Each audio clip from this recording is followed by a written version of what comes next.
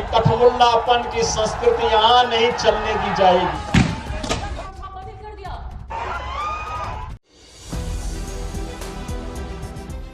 पश्चिम बंगाल में इन दिनों चुनाव का मौसम है, जिसे लेकर आरोप प्रत्यारोप अपने चरम पर है। लेकिन इस शोर शराबे के बीच एक बड़ा सवाल खड़ा हो गया है कि क्या जो नेता दूसरे राज्यों में कानून व्यवस्था का पाठ पढ़ा रहे हैं वो अपने ही घर की हालत संभाल पा रहे हैं। आज हम बात करेंगे उसी सियासी विरोधाभास की, जहां एक तरफ उत्तर प्रदेश के मुख्यमंत्री योगी आदित्यनाथ पश्चिम बंगाल में जाकर बुलडोजर और कानून व्यवस्था की बातें कर रहे हैं, तो वहीं दूसरी तरफ उनका अपना राज्य उत्तर प्रदेश सड़कों पर उबल रहा है। और इसी बीच पश्चिम बंगाल की मुख्यमंत्री ममता बनर्जी ने योगी आदित्यनाथ पर तीखा हमला बोला है। तो आखिर क्या है पूरा मामला और जमीनी हकीकत क्या है, सब कुछ आपको बताएंगे और समझाएंगे अपनी स्पेशल रिपोर्ट में। नमस्कार, मैं आकांक्षा और आप देखना शुरू कर चुके हैं 4 PM न्यूज नेटवर्क। दोस्तों, पश्चिम बंगाल विधानसभा चुनाव के बीच सियासत अपने पूरे उफान पर है। बीजेपी के बड़े नेता प्रधानमंत्री से लेकर गृह मंत्री और मुख्यमंत्री तक बंगाल में डेरा डाले हुए हैं। खासकर उत्तर प्रदेश के मुख्यमंत्री योगी आदित्यनाथ लगातार रैलियां कर रहे हैं और ममता बनर्जी की सरकार पर कानून व्यवस्था को लेकर सवाल उठा रहे हैं। लेकिन इसी बीच एक बड़ा सवाल उठता है कि क्या मुख्यमंत्री योगी आदित्यनाथ को दूसरे राज्य की चिंता करने से पहले अपने राज्य की स्थिति नहीं देखनी चाहिए। अगर हम उत्तर प्रदेश की बात करें, खासकर नोएडा जैसे बड़े औद्योगिक शहर की, तो वहां हालात कुछ और ही कहानी बयां कर रहे हैं। हजारों श्रमिक सड़कों पर उतर आए हैं। उनकी मांग है सिर्फ सम्मानजनक वेतन और बेहतर कामकाजी हालात। जब इन मांगों को अनदेखा किया गया तो श्रमिकों का गुस्सा फूट पड़ा। आगजनी, तोड़फोड़ और हिंसक प्रदर्शन की खबरें सामने आई। पुलिस को आंसू गैस के गोले छोड़ने पड़े और शहर के कई हिस्सों में तनाव फैल गया। दोस्तों, ये वही उत्तर प्रदेश है जिसे अक्सर कानून व्यवस्था का मॉडल बताकर पेश किया जाता है। नोएडा के मजदूरों की हालत पर गौर करें तो तस्वीर और भी ज्यादा चिंताजनक हो जाती है। 8 से 10 हजार रुपए महीने की तनख्वाह में एक महंगे शहर में जीवन गुजारना लगभग असंभव है। मजदूरों की मांग है कि उनका वेतन कम से कम 20,000 रुपए किया जाए, लेकिन सरकार की तरफ से कोई भी ठोस कार्रवाई न होने के कारण उनका आक्रोश सड़कों पर दिखाई दे रहा है। ये वही समय है जब मुख्यमंत्री योगी आदित्यनाथ पश्चिम बंगाल में जाकर रोजगार और विकास के बड़े बड़े वादे कर रहे थे।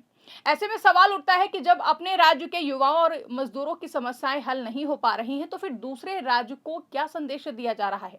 इसी मुद्दे को लेकर अब पश्चिम बंगाल की मुख्यमंत्री ममता बनर्जी ने सीएम योगी आदित्यनाथ पर सीधा हमला बोला है और उनके बयान पर पलटवार करते हुए पिंगला की एक जनसभा में उन्होंने कहा है कि आजकल उत्तर प्रदेश जल रहा है।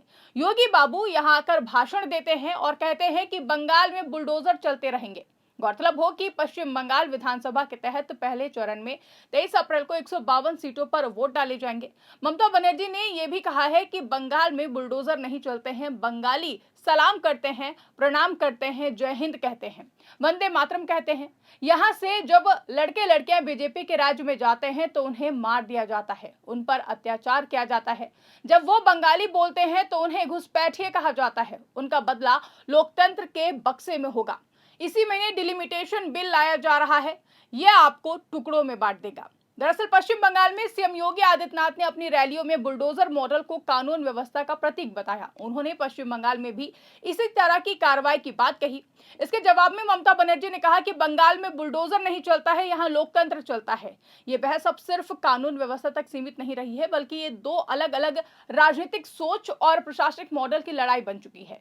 यही नहीं, योगी आदित्यनाथ ने अपनी रैलियों में भाषा और पहचान का मुद्दा भी उठाया। उन्होंने कहा कि बंगाल में बांग्ला ही बोली जाएगी, कठमुल्लापन की संस्कृति यहाँ नहीं चलने दी जाएगी। बंगाल में बंगला ही, बंगाली ही बोली जाएगी। ये कठमुल्लापन की संस्कृति यहाँ नहीं चलने दी जाएगी, किसी भी स्थिति में नहीं चलने दी जाएगी। इनके देशद्रोही मंसूबों को पूरा नहीं होने देंगे। अन्नदाता किसानों के साथ अन्याय नहीं होने देंगे। किसी प्रकार की अराजकता को नहीं चलने देंगे। जैसे डबल इंजन की भाजपा की सरकार ने उत्तर प्रदेश को दंगा मुक्त, कर्फ्यू से मुक्त, किसी प्रकार की अराजकता से मुक्त किया है, ऐसे ही डबल इंजन की सरकार भारतीय जनता पार्टी के नेतृत्व में बनने दीजिए। फिर सस्य श्यामला मातरम, वंदे मातरम की धरती हमारा बंगाल फिर से बनेगा।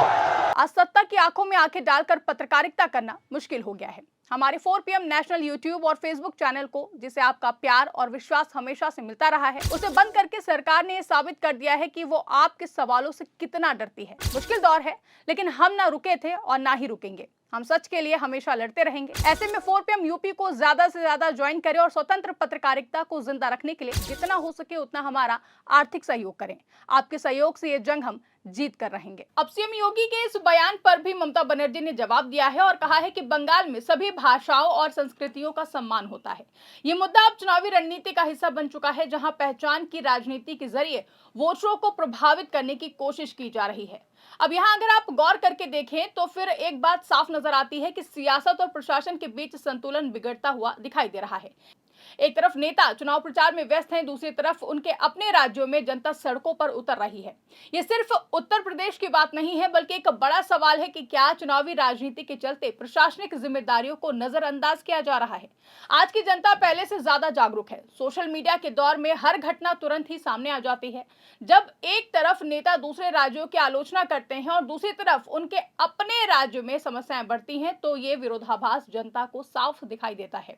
यही वजह है कि अब लोग सिर्फ भाषण नहीं बल्कि जमीनी काम देखना चाहते हैं। अब सबसे बड़ा सवाल यह है कि आखिर इस पूरे घटनाक्रम का चुनावों पर क्या असर पड़ेगा। तो पश्चिम बंगाल में यह मैसेज जा रहा है कि बीजेपी जिस कानून व्यवस्था और विकास की बात कर रही है, वो उसके अपने राज्यों में ही सवालों के घेरे में है। ममता बनर्जी इस मुद्दे को भुनाने की कोशिश कर रही हैं और बीजेपी को घेरने का कोई भी मौका नहीं छोड़ रही हैं। तो कुल मिलाकर तस्वीर साफ है। एक तरफ बड़े बड़े दावे, दूसरी तरफ जमीनी हकीकत। सीएम योगी आदित्यनाथ पश्चिम बंगाल में जाकर कानून व्यवस्था का पाठ पढ़ा रहे हैं, लेकिन उनके अपने राज्य में हालात सवाल खड़े कर रहे हैं। वहीं ममता बनर्जी इस मौके को भुनाते हुए बीजेपी पर पलटवार कर रही हैं और खुद को बेहतर विकल्प के तौर पर पेश कर रही हैं। अब ऐसे हालातों में आखिरकार फैसला जनता को करना है कि क्या वो भाषणों पर भरोसा करेगी या फिर जमीनी सच्चाई पर। तो ये थी हमारी आज की खास रिपोर्ट। इसे लेकर आप क्या सोचते हैं, इस पूरी खबर पर आपकी क्या राय है, कमेंट करके हमें जरूर बताइएगा। और क्या नेताओं को पहले अपने राज्य की जिम्मेदारी संभालनी चाहिए या फिर चुनावी प्रचार ज्यादा जरूरी है? अपनी राय कमेंट सेक्शन में जरूर बताइएगा। वीडियो पसंद आई हो तो इसको ज्यादा से ज्यादा लाइक और शेयर करना ना भूले। हमारे चैनल पर नए हैं और अभी तक सब्सक्राइब नहीं किया है तो चैनल को सब्सक्राइब जरूर कर ले और देखते रहिए 4 PM न्यूज नेटवर्क।